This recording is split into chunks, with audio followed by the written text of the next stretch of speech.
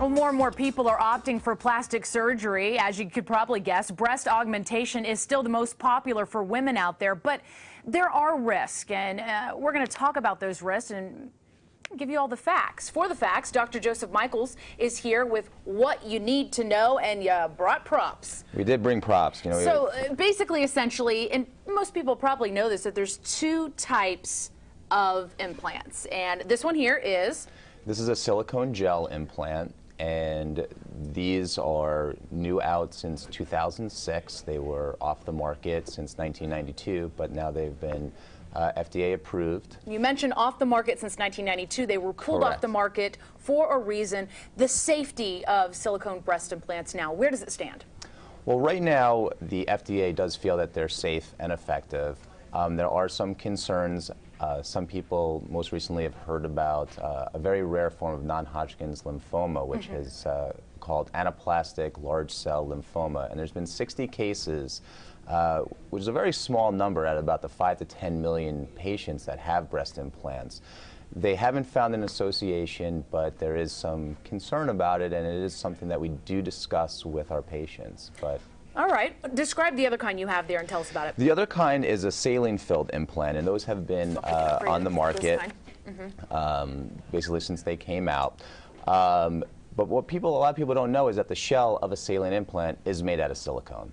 So in one way, shape, or form, you are getting silicone in your body, whether it's a saline-filled implant or whether it's a silicone gel-filled implant. Okay. You know, talking about this segment, it's hard to do it without thinking about what has made the news recently with breast cancer and Juliana Rancic, who's on E! News, and you probably heard the news that she's been dealing with that, and she announced just yesterday or the day before that she's going to have the surgery, the double mastectomy, and most women, after that, go through some reconstruction. You must deal with that a lot. Correct. So there are two different types of reconstruction following mastectomy. One is with implants, and another is using your own tissue, also known as autologous reconstruction. And it really depends on the patient's preference and also their body, because if they're going to use their own tissue to reconstruct their own breast, they have to have enough tissue to be able to do that. How long does a woman or a man, because breast cancer we know is very prevalent with men these days, have to wait before any kind of reconstructive surgery between the surgeries? It's a great question, and it really depends on the reason for why it's being done. If it's a lot of women nowadays because of the BRCA gene, which is the gene that has been linked to breast cancer, they do undergo prophylactic mastectomies, and if there's no cancer in that breast, you can undergo immediate reconstruction at that same time. And it's really important and great for women to have that option because, you know, let's face it, the breasts are a quintessential part of a woman, and if they can wake up having some breast tissue there, from a psychological standpoint, it's a great benefit for patients. Have you seen a spike in this area? Because you work out of Maryland. Do you see more women coming in now? And if so, just tell me where the spike has happened and maybe why they're doing it? I think in terms of doing the prophylactic mastectomies or and more breast just augmentation. in breast augmentations.